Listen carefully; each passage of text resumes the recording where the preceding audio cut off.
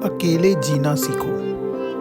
भगवद गीता के अनुसार यह वाक्य आजकल की भागदौड़ और आधुनिक जीवन शैली में अक्सर सुनने को मिलता है। लेकिन क्या आपने कभी सोचा है कि भगवद गीता में इसके बारे में क्या कहा गया है? क्या गीता हमें अकेले जीने की सलाह देती है? अगर हाँ, तो इसका अर्थ क्या है और कैसे अपने जीवन में उतारा जा सकता है? नमस्कार दोस्तों, राधे राधे। पवित्र कुंज में आप सबका स्वागत है। भगवद गीता के अनुसार हमें आध्यात्मिक स्वतंत्रता और आत्मनिर्भरता को समझने की जरूरत है। गीता में श्री कृष्ण ने अहंकार और मोह से मुक्त होकर अपने आत्मा से जुड़ने की बात की है। जब हम इस आत्मा के स्तर पर अपने आप से जुड़ते हैं तो हमें किसी बाहरी समर्थन या किसी पर निर्भर रहने की आवश्यकता नहीं होती।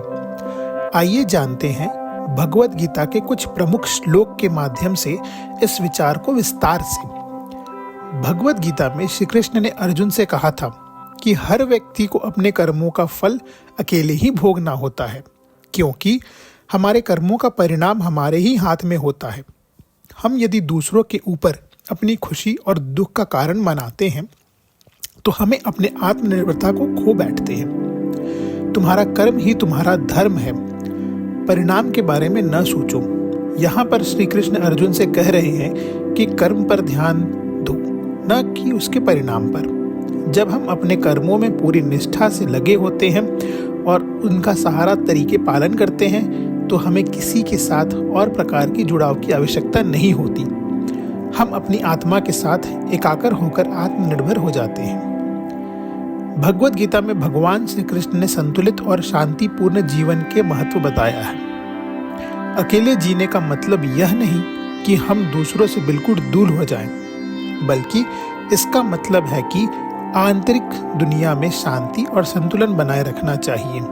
यह शांति हमें आत्मज्ञान और ध्यान से प्राप्त होती है, जो हमारे अकेले समय में ही संभव है। जब हम अपने कर्मों में संलग्न रहते हुए किसी भी परिणाम से मुक्त रहते हैं, तब हम योग की स्थिति में होते हैं। यह स्थिति हमें आंतरिक शांति और संतुलन देती है, जो अकेले जीने के लिए जरूरी है। श्री कृष्ण ने गीता में यह भी कहा है कि हमें दूसरों से बहुत अधिक अपेक्षाएं नहीं रखनी चाहिए। यदि हम अपने जीवन के दूसरों पर निर्भर करेंगे तो हम हमेशा दुखी रहेंगे। जीवन की असली खुशी स्वयं में है और हमें दूसरों से किसी भी प्रकार की तत्कालिक खुशी की उम्मीद नहीं करनी चाहिए। भगवान हर जगह हैं और हमें उनकी शरण में रहकर अपने कर्मों को करना चाहिए। जब हम इस दृष्टिकोण से जीते हैं तो हमें किसी अन्य व्यक्ति या परिस्थिति पर निर्भर रहने की आवश्यकता नहीं होती। भगवद गीता में अहंकार और मोह से मुक्त होने की शिक्षा दी गई है। जब हम अपने अहंकार और मोह को छोड़कर अपनी आत्मा से जुड़ते हैं, तब हम अकेले जीने के लिए तैयार होते हैं। इस स्थिति में हम दूसरों से किसी प्रकार की अपेक्षाएं नहीं रखते और न ही किसी पर निर्भर रहते हैं। आत्मज्ञान प्राप्त करने के बाद व्यक्ति एकांत में भी संतुष्ट और शांति से रहता है। कर्म का त्याग तभी होता है जब हम अपने अहंकार और इच्छाओं से मुक्त हो जाते हैं। हम कर्म करते हैं लेकिन परिणाम से मुक्त रहते हैं और इससे हमें आत्मनिर्भरता होती है। भगवद गीता के अनुसार अकेले जीना सीखो का अर्थ है अपनी आंतरिक शक्ति को पहचानना और आत्मनिर्भर होना।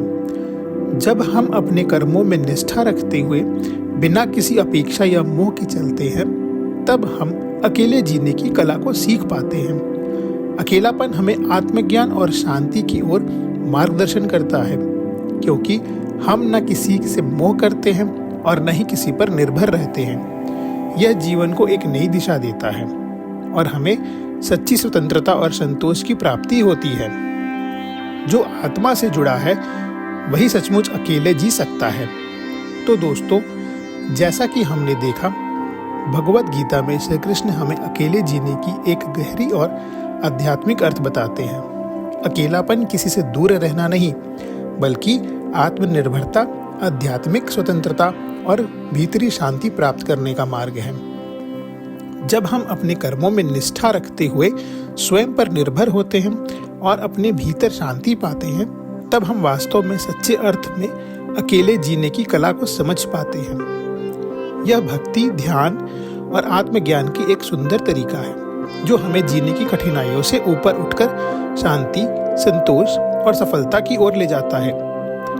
हम अपने कर्मों में संतुलन बनाए रखते हुए और बिना किसी बाहरी अपेक्षा के खुद को जानने और समझने की यात्रा पर निकल सकते हैं। आशा है कि इस वीडियो से आपको अकेले जीने की सही अर्थ और उसकी गहराई समझ मिल पाई होगी। यदि आपको यह जानकारी पसंद आई हो तो कृपया हमारे चैनल को सब्सक्राइब करें, वीडियो को लाइक करें और शेयर करें ताकि और लोग भी इस ज्ञान का लाभ उठा सकें।